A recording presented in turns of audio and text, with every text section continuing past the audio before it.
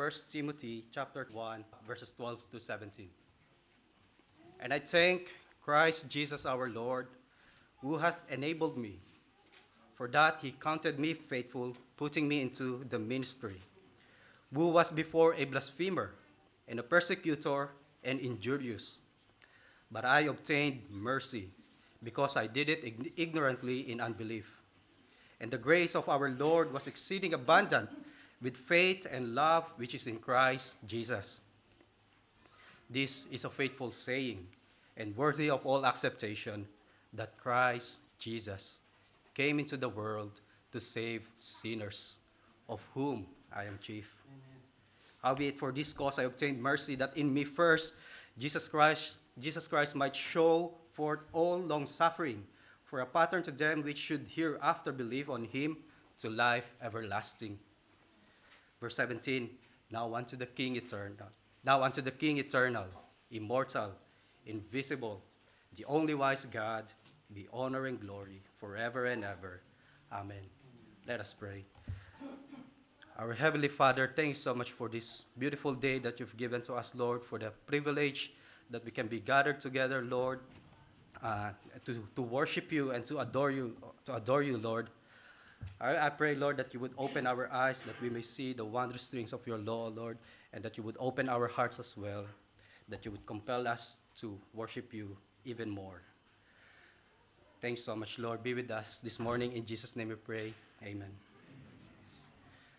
Our focus is on verse 15, and in this verse we can see a saying that is beautiful, faithful, and worthy of all acceptation. Christ Jesus came into the world to save sinners. This faithful saying is what I hope to share with you as our meditation at our Lord's table. We'll scratch the surface of this faithful saying through the two main characters in this verse, namely Paul, the chief of sinners, and Christ Jesus, the gracious Savior. The chief of sinners, Paul considers himself the chief of sinners. We may find this a superlative statement or hyperbolic statement, but this is by no means a humble bragging statement. In earlier verses, we can see an overview of Paul's past life. Verse 13 says, who, that is Paul, was before a blasphemer, and persecutor, and injurious. Paul's original name was Saul, and in the book of Acts, we can see some of his unpleasant past. For example, Acts chapter 8, verses 1 and 3. Verse 1, and Saul was consenting unto his death. That is, they're talking about Stephen's martyrdom. And at that time, there was a great persecution against the church, which was at Jerusalem.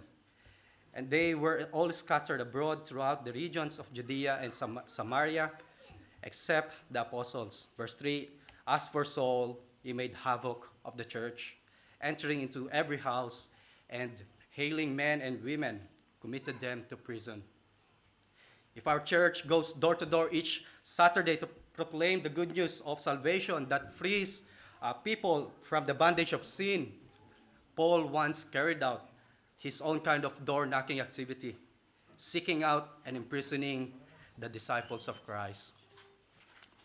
And also in Acts chapter 9, verses 1 to 2, and Saul, yet breathing out threatenings and slaughter against the disciples of the Lord, went unto the high priest and desired of him letters to Damascus, to the synagogues, that if he found any of this way, whether they were men or women, he might bring them bound unto Jerusalem.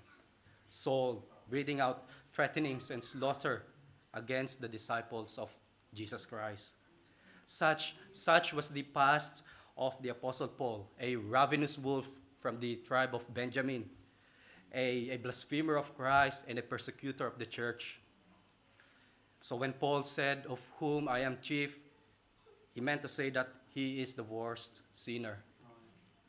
Timothy and the church of Ephesus understood this very well, because they knew his past very well.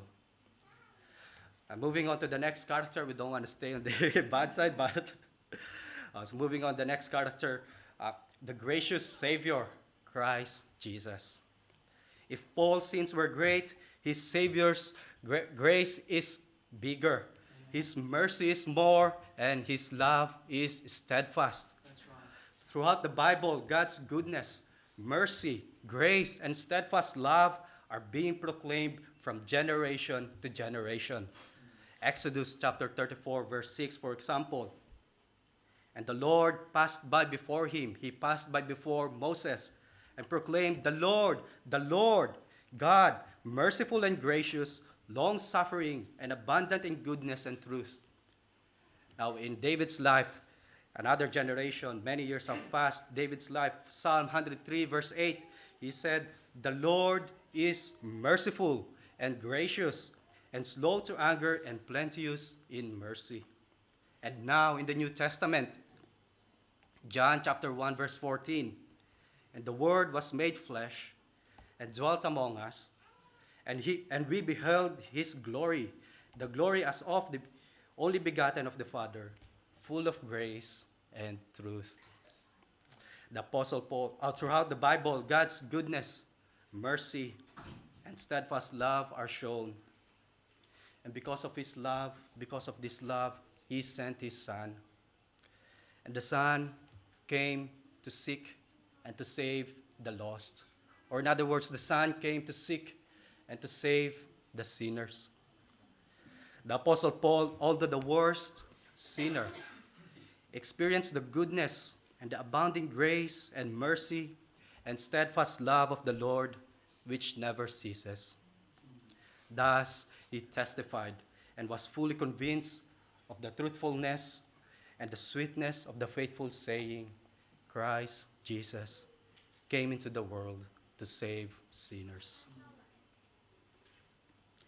And as he realized the awesomeness and as he realized the greatness and the magnificence of this saying, he started with thanksgiving in verse 12, and he ended with doxology in verse 17. Now unto the King eternal, immortal, invisible, the only wise God, be honor and glory forever and ever. Amen.